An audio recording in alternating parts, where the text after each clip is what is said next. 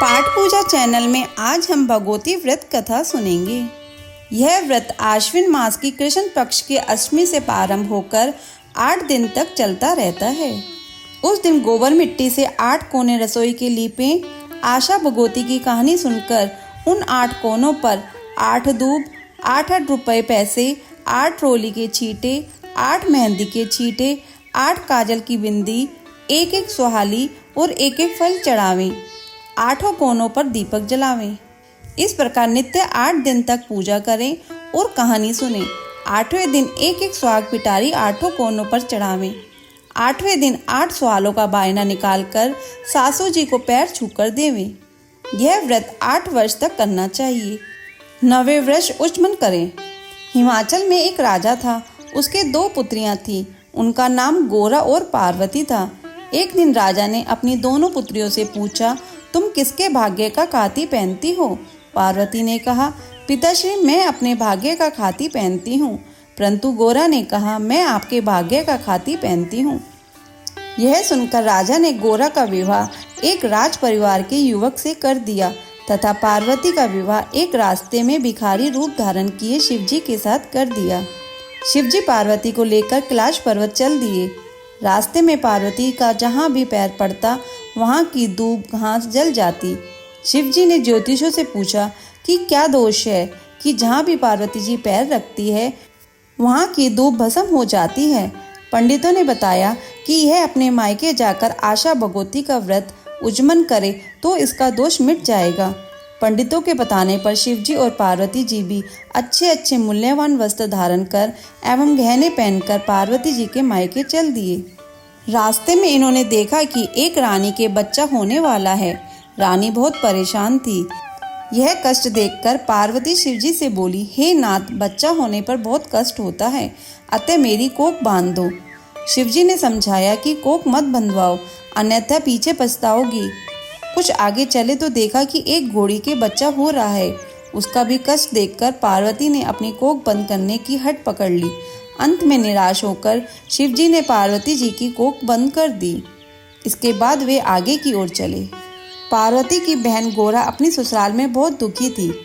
इधर पार्वती के अपने मायके पहुंचने पर मायके वालों ने पार्वती को पहचानने से इनकार कर दिया।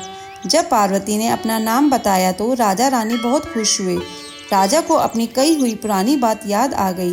राजा ने पार्वती से पुनः पूछा कि तू किसके भाग्य का खाती है? पार्वती ने उत्तर दिया, मैं अपने भाग्य का खाती हूँ।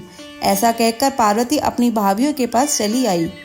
वहाँ उसकी भाभियाँ आशा भगवती का उज्जमन कर रही थी। यह देखकर पार्वती जी बोली कि मेरे उज्जमन की कोई तैयारी नहीं है, नहीं तो मैं भी उज्जमन कर देती। तब भाभियाँ बोली, तुम्हें क्या कमी है, तुम शिवजी से कहो, वह सब तैयारी कर देंगे। पार्वती जी ने शिवजी से उज्जमन करने के लिए सामान लाने को कहा। तब शिवजी ने पार्वती जी से कहा, यह अंगूठी मुद्रिका ले लो, इससे जो भी मांगोगी वह तुम्हें मिल जाएगा। पार्वती जी ने उस मुद्रिका से उज्जमन का सामान मांगा। मुद्रिका ने तुरंत सभी सामान 9 सुहाग की पिटारी सहित ला दिया। यह सब देखकर पार्वती की भाभियाँ ने कहा, हम तो 8 महीने से उज्जमन की तैयारी कर रही थी, तब जाकर सामान तैयार कर सकी हैं और तुमने थोड़ी सी देर में ही पूरी तैयारी कर ली। सबने मिलकर व्रत किया और धूमधाम से उज्जमन किया। शिवजी ने पार्वती से घर चलने को कहा। तब शवसुर ने शंकर जी को भोजन करने के लिए बुलाया। राजा ने उन्हें सुंदर सुंदर भोजन तथा अनेक प्रकार की मिठाई खाने को दी। यह देखकर सब कहने लगे कि पार्वती को भिखारी के साथ ब्याह दिया था, परंतु वह तो अपने ही भाग्य से राज कर रही है। शंकर जी ने जब रसोई की वस्तुएं खाते खाते समाप्त कर दी, रसोई में थोड़ी सी पतली सब्जी बची थी।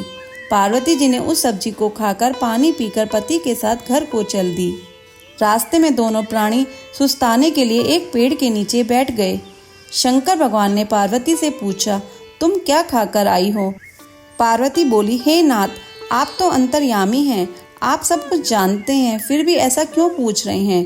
शंकर जी बोले, रसोई में तो केवल थोड़ी सी पतली सब्जी बची थी, वही सब्जी और पानी पीकर तुम आ रही हो। इस पर पार्वती जी बोली, महाराज, आपने मेरी सारी पोल खोल दी, अब आगे कोई बात मत बोलना। मैंने हमेशा ससुराल की इज्जत मायके में रखी है और मायके की इज्जत ससुराल में रखी है।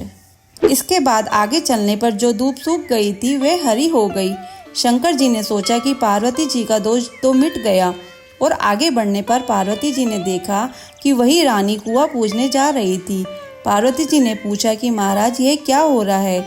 तो शिव जी बोले कि ये वही रानी है जो प्रसव पीड़ा झेल रही थी। अब इसके लड़का हुआ है, इसलिए कुआं पूजने जा रही है। पार्वती जी बोली महाराज मेरी भी कोख खोल दो। शिव जी बोले अब कैसे खोलूं?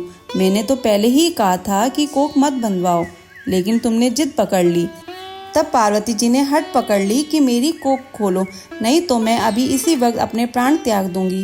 पार्वती जी का हट देखकर शिव जी ने पार्वती के मैल से गणेश जी को बनाया। पार्वती ने बहुत सारे नेकचार किए और कुआं पूजन किया। पार्वती जी कहने लगी कि मैं तो सुहाग बांटूंगी। तो सब जगह शोर मच गया कि पार्वती जी सुहाग बांट रही हैं, जिसको लेना है ले लो। साधारण मनुष्य तो दौड़ दौड़ कर सुहाग ले गए, परंतु उच्च कुल की स्त्रियों को पहुंचने में देर हो गई। उन स्त्रियों को भी पार्वती जी ने थोड़ा थोड़ा सुहाग दे दिया। इस प्रकार किसी को भी पार्वती जी ने निराश नहीं लौटाया। इस व्रत व उचमन को कुंवारी लड़कियां ही करती हैं। कथा संपूर्ण। अगर आपको यह कथा अच्छी लगी हो तो इसे लाइक करके शेयर करें। चैनल पे नए हैं तो सब्सक्राइब करें।